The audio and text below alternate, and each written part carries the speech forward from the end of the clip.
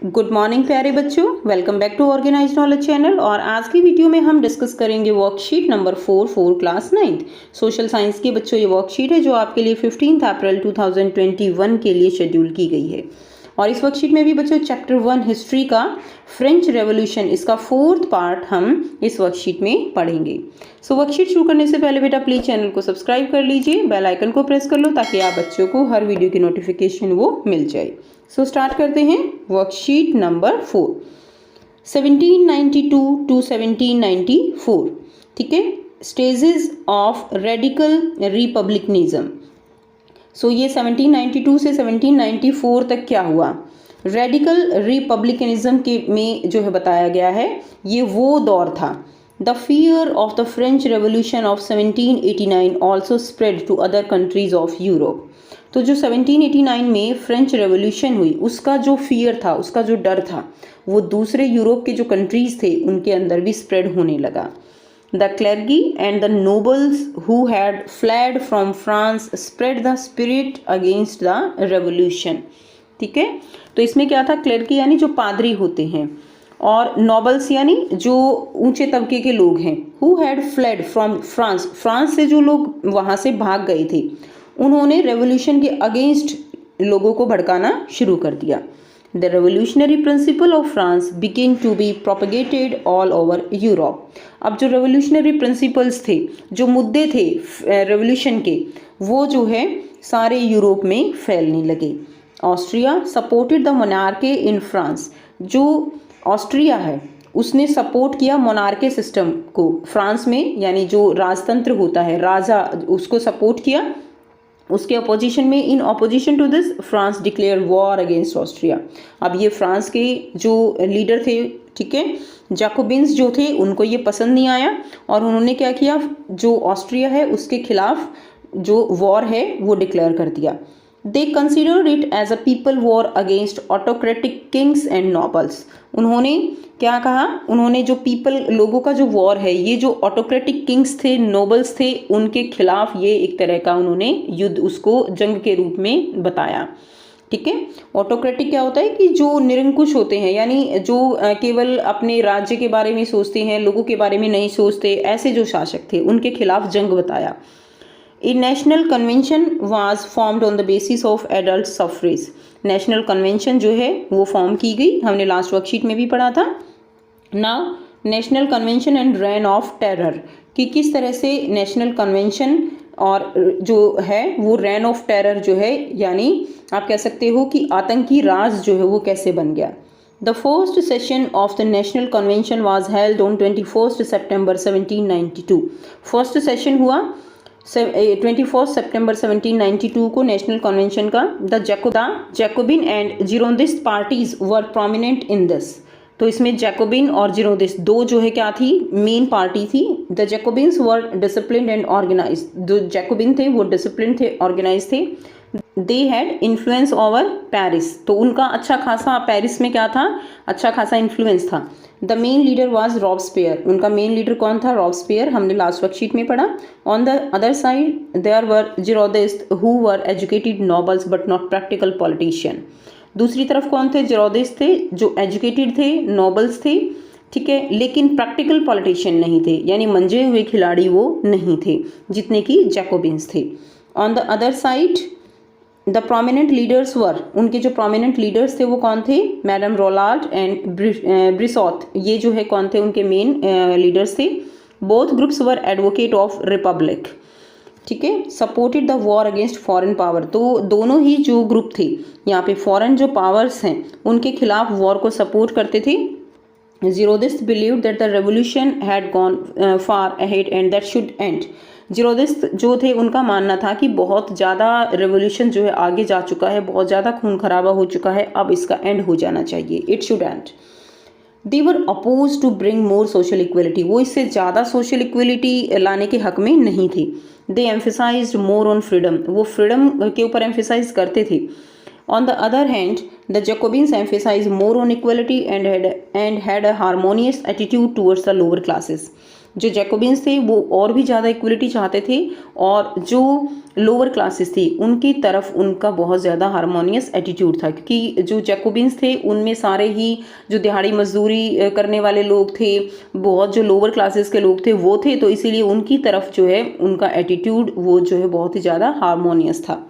ठीक है, नेक्स्ट देखिए, difficulties before the national convention. अब नेशनल कन्वेंशन के सामने क्या क्या जो है डिफ़िकल्टीज आई, क्या क्या कठिनाइयाँ थी। In 1792, the revolutionaries declared that the Republic of France was based on feelings of freedom, equality and fraternity. ठीक है, तो जो 1792 में जो रेवोल्यूशनरीज थे, जो क्रांतिकारी थे, उन्होंने ये डिक्लेयर किया कि जो फ्रांस का रिपब्लिक है वो उसके अंदर जो फीलिंग है वो क्या है, फ्रीडम की भावना है, इक्वलिटी है, ठीक है, एंड फ्रेटर्निटी है। फ्रेटर्निटी जो क्या होती है, फ्रेटर्निटी का मतलब होता है कि बंधुत्व, यानी एक दूसरे से भाईचारे रखने की भावना है। Now the proclamation scared the autocratic ruler on Europe. Now the revolution of France confirm not only to France but to the whole of Europe. और ये जो उनकी भावनाएं थी, ये जो फ्रांस का रिपब्लिक था ये एक तरह से पूरे यूरोप में फैल गया, और जो ऑटोक्रेटिक रूलर्स थे उनको डर लगने लगा। ठीक है, तो अब ये जो फ्रेंच रेवोल्यूशन था ये केवल फ्रांस का ना रहकर पूरे यूरोप में आग की तरह फैल चुका था।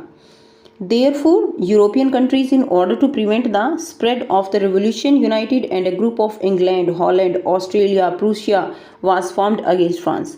अब जो यूरोपियन कंट्रीज थे उन्होंने फ्रेंच रेवोल्यूशन को रोकने के लिए ग्रुप बनाया। ठीक है, यानी इकट्ठे हो गए। वो कौन कौन से कंट्रीज थे, England, Holland, Austria and Prussia. This group defeat France in many places. तो इन्होंने फ्रांस को कई जगह हराया। The National Convention abolished the monarchy by passing a resolution and established the republic. जो नेशनल कन्वेंशन है, ठीक है, उन्होंने मोनार्की जो सिस्टम था उसको एबोलिश कर दिया, ख़त्म कर दिया, और एक जो passing a resolution and establish the republic, और रिपब्लिक जो है वो लेकर आए।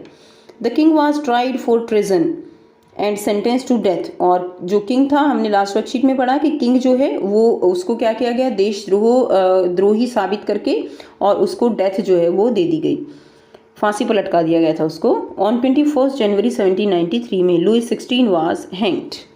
Because of the war France was based by an economic crisis. अब देखिए, वॉर जब होता है तो इकोनॉमिक क्राइसिस तो आती है।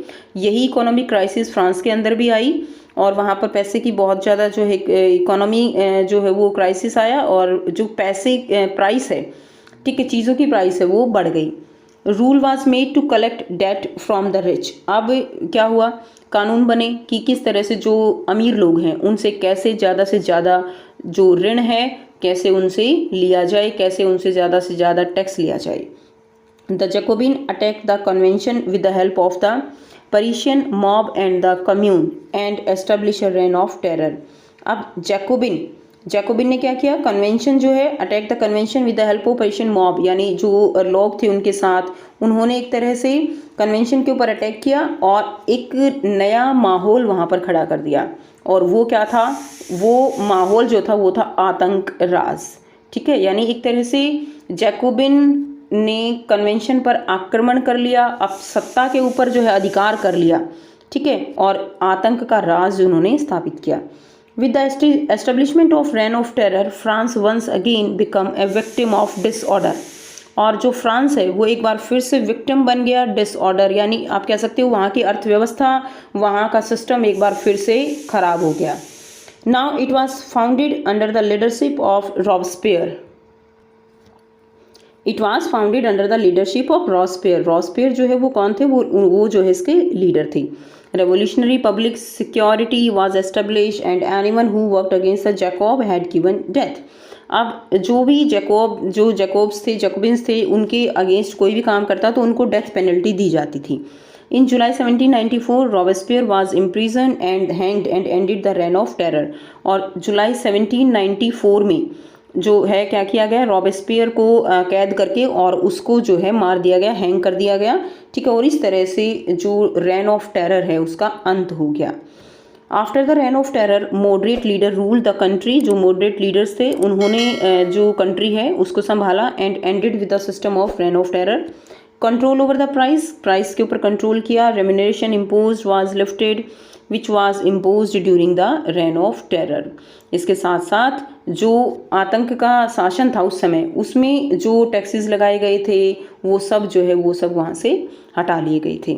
ठीक है, तो इस तरह से रेन ऑफ टेरर का एंड हो गया। ठीक, नेक्स्ट देखिए, नेक्स्ट है फंक्शन ऑफ नेशनल कन्वेंशन। तो उसके बाद जो है क्या क्या कार्य किए गए नेशनल कन्वेंशन के द्वारा। National education policy was adopted, नई पॉलिसी जो है वो अडॉप्ट की गई। And French was declared as the national language, और फ्रेंच को नेशनल लैंग्वेज डिक्लेयर किया गया। Slavery system was abolished, slavery system जो है गुलामी जो सिस्टम था वो एबोलिश यानी ख़त्म कर दिया गया। And laws on imprisonment were abolished for non payment of debt. तो पहले क्या किया जाता था कि जो लोग डेट नहीं देते थे यानी ऋण नहीं देते थे तो उनको कैद कर दिया जाता था, बट अब जो है जो नेशनल कन्वेंशन है उन्होंने ये रूल जो है वो हटा दिया। नेक्स्ट देखिए, the law of succession to the elder son was एबोलिश्ड।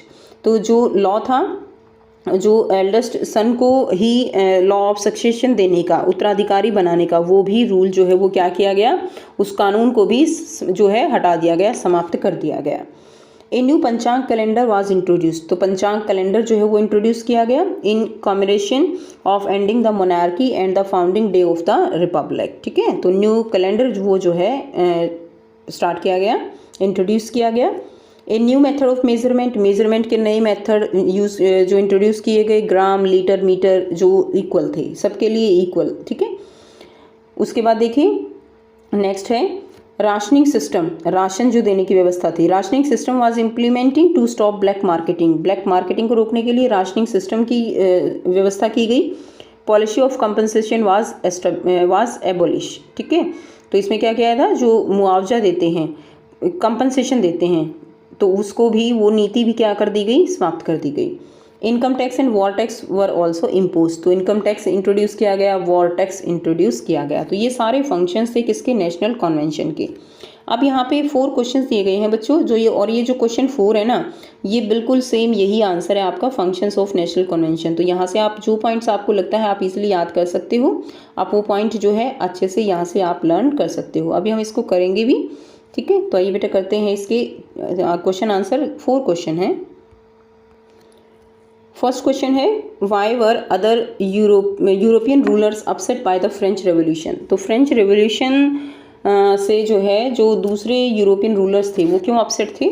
Other European rulers were upset because they worried that the revolution ideas would spread to rebellious group and people within their own countries. तो उनको यही डर था कि लोगों के बीच में वो भी, उनके जो पीपल है, जो जनता है, वो रिबेल कर देगी। ठीक है, विद्रोह कर देगी। Who was Robespierre, Robespierre was the main leader of Jacobin Club and later he became the head of the Jacobin government। बाद में उसने जो सत्ता है उस पर अधिकार कर लिया था, मेन लीडर थे वो जैकोबिन क्लब के। Next question number 3, what was the reign of terror. Reign of terror क्या था। The period from 1793 to 1794 in France is called the reign of terror. Second point आप लिखेंगे, Robespierre the head of the Jacobin club followed the policy of severe control and punishment. ठीक है, next देखिए number 3 point आप लिखेंगे, clergyman, nobles, people who were considered enemies to the republic were killed. जो भी उनके खिलाफ जाते थे उनको मार दिया जाता था। तो ये रेन ऑफ टेरर था। नेक्स्ट करेंगे क्वेश्चन नंबर 4 है, मैंने आपको बताया वर्कशीट से भी आप डायरेक्ट वहीं से भी कर सकते हो, और कुछ पॉइंट यहाँ पे लिख दिए गए हैं। What were the important functions of the national convention. Answer है, फर्स्ट पॉइंट देंगे आप, national education policy was adopted and French was declared as the national language. Second देखिए, स्लेवरी सिस्टम, गुलामी का जो सिस्टम था, दैट वाज एबोलिश्ड, ख़त्म कर दिया गया उसको। The law of succession to the eldest son was abolish. ठीक है, लॉ ऑफ सक्सेशन की जो बड़ा बेटा है उसी को सक्सेशन मिलेगा, वो लॉ भी ख़त्म कर दिया गया। ए न्यू पंचांग कैलेंडर वाज इंट्रोड्यूस्ड। फिफ्थ है, a new uniform method of measurement was introduced. And sixth was income tax and war tax were also imposed. तो ये सारे पॉइंट्स जो है आप लिख देंगे और लर्न करेंगे। और बेटा बहुत अच्छा है, आप एनसीईआरटी लीजिए और अपनी जो एनसीईआरटी बुक है वहाँ से इसको एक स्टोरी की तरह रीड कीजिए, इसको समझिए, बहुत इंटरेस्टिंग हो जाएगा आपके लिए। और अगर आपको वीडियो अच्छी लगी हो तो लाइक कर दीजिए, शेयर कीजिए, चैनल को सब्सक्राइब कीजिए और अगर आपको वीडियो अच्छी लगी तो ज़रूर से कमेंट करके बताइएगा। सो मिलते हैं नेक्स्ट वीडियो में नेक्स्ट वर्कशीट के साथ। Thanks for watching, have a nice day.